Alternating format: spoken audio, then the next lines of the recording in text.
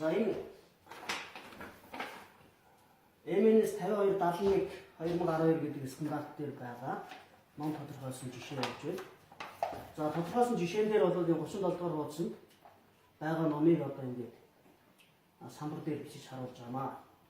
За тэгэхээр энэ ном чи явсаар байгаад гаралтын мэдээний хэсэг нь цэг зураасаар эхлээд 58 хуудастай тэгээд хуудас маань товчсон учраас цэгээр төгссөн байна. За түүний хойноос шууд үнийг оруулж ирсэн байна. 2800 төг гэдэг. За энийг бол юу гэж бодож байна? Стандарт дээр байгаа тохиолдолд бид зөв юм байх гэж бодно. Стандарт дээр байгаа юм чинь энэ бол зөв юм байна гэж одоо төсөөлөх юм шүү. Гэтэл бодит амьдрал дээр энэ зөв үү буруу юу гэдгийг өөр ном дээр жишээ авч харуулсан гэдэг. Яг үнэхээр болох юм уу болохгүй юм гэдэг зүйлээ. За энэ ном байна.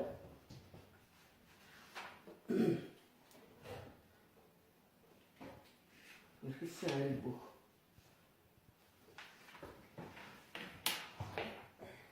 За энэ ISBN байхгүй ном байна. ISBN дугааргүй. Нүд бүлтгэлгүй чих дэлдэлгэн сонин хачин гэдэг юм нэртэй ном байна. За эрхэлсэн гэдгийг одоо зохиосон гэж хэлэхэд их хэцүү. Манай бороо эмгэгдсэн гэдэг юм дээр оруулаад хэлээ явцгаая. Тэгэхээр энэ номыг каталогийн картанд бичих тул хоёр босоо шиг номлаа. Энэ зохиогч ном гэж үзээд нүд бүлтгэлгэж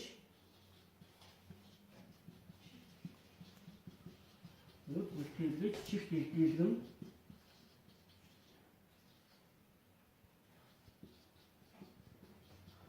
дэлдэлгэн сонин хачин.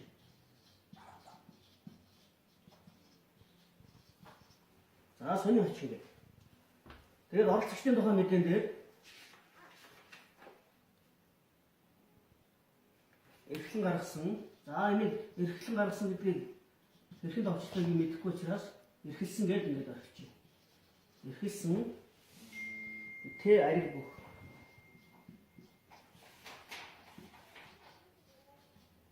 За өөр энэ номыг бүтээхэд өөр мөнх эрдэнэ гэдэг нь оролцсон байна. Макетик чи мөнх эрдэнэ.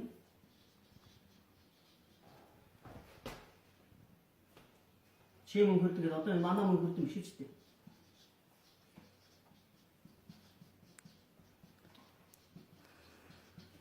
За чи мөнх эрдэнэ.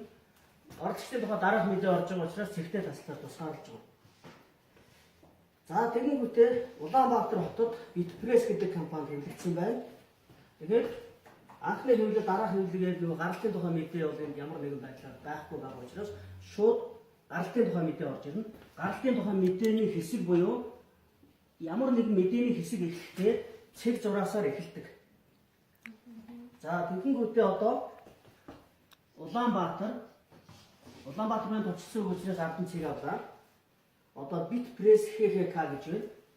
Тэгэхээр хэвлэлийн газрын тухай мэдээ бол Bitpress HHK маань товчсон учраас ардан цэг авъя. Тэгээд 2009 онд хэвлэгжээ гэсэн байна. Хэвлсэн он бол 2009. Одоо гаралтын мэдээ явсан бол одоо хойноос нь тооны мэдээний хэсэг орж ирнэ. Тооны мэдээ буюу дараах мэдээний хэсэг орж ирэхдээ цэг зураас ирнэ. Би цэг зураас илүү тодор бичиж байгааг харж байгаа. За тооны мэдээ маань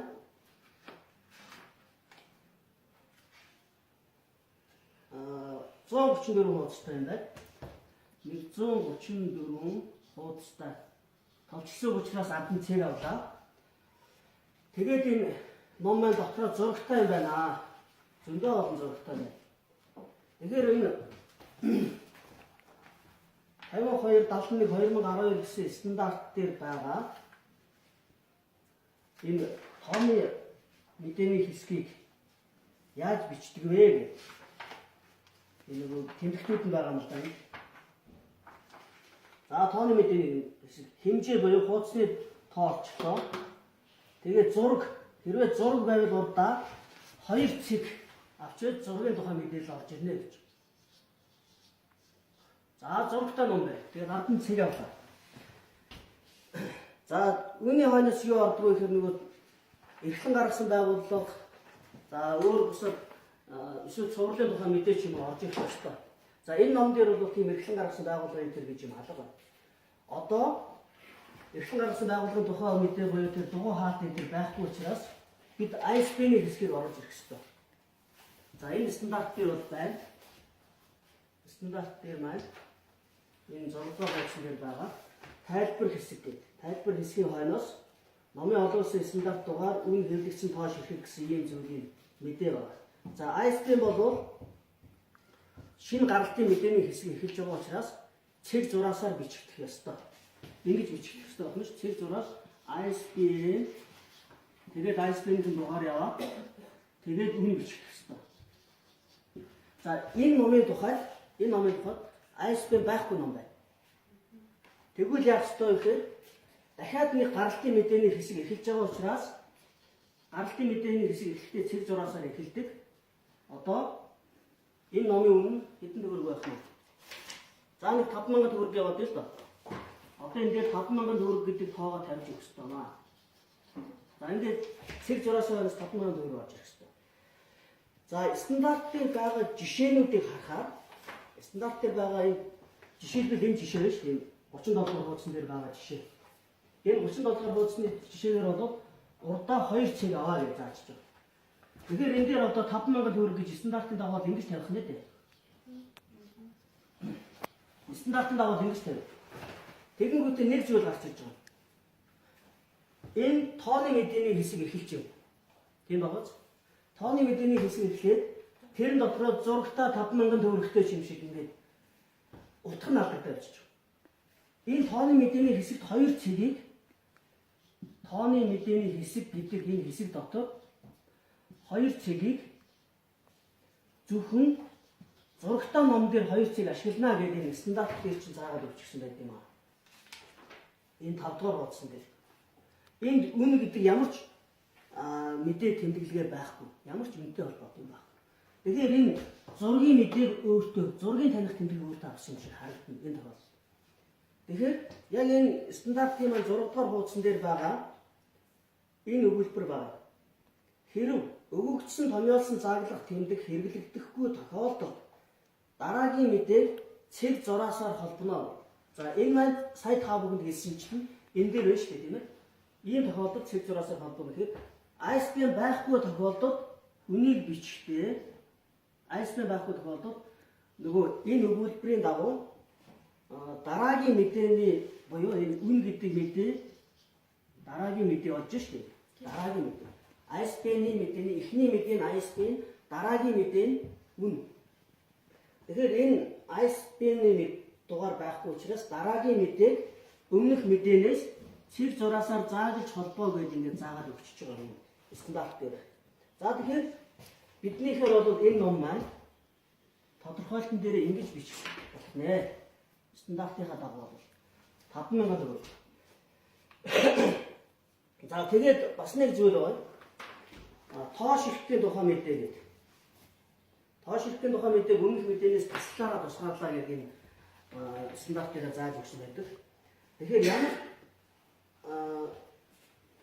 ер нь бол ягмаа арилжаа 8 хийж байгаа бизнесийн энэ номоо зааж ашиг олё гэж байгаа номоо зарах гэж байгаа хүн бол хэдэн ширхэг хэрэглэснээр нэг бичээд байдаг юм аа. Магадгүй энэ номыг дахин хэвлэх учраас дахин хэвлэхдээ 2 дахь хэвлэл 3 дахь хэвлэл хийхгүйгээр зүгээр одоо зарагтаа дуусахаар дараагийнх нь хэвлэндээ гэсэн байдлаар орчин үед ингэдэг байсан.